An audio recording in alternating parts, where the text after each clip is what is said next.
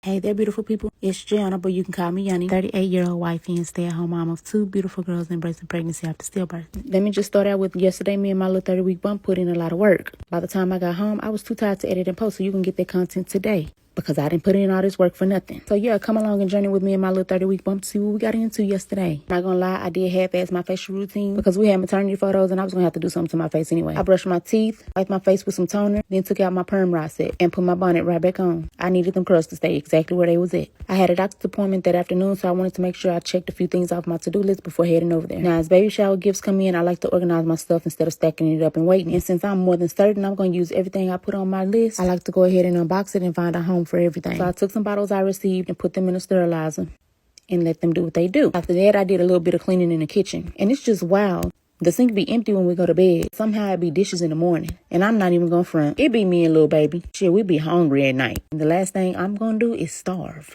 After putting dishes in the dishwasher, I went ahead and wiped my sink down and made me a cup of coffee. Unfortunately, I opened the refrigerator and was out of my iced one. So now I'm stuck with this. And I'm not saying it's nasty or nothing, but I didn't want that. No lie, I did suck it down like it was a glass of water though. Now mind you, I had just had me a leftover biscuit that I warmed up too long and ended up crunchy. I sure did crunch it down my throat though. And here I was already thinking about lunch. So I threw me some chicken breast in the air fryer so I can have me something to eat as soon as I got home from my appointment. And next I was going to take some boxes out to the garage, but then I was like, nah, I'm gonna have to break these down myself. So I was like, yeah, I'm gonna leave that to Zaddy.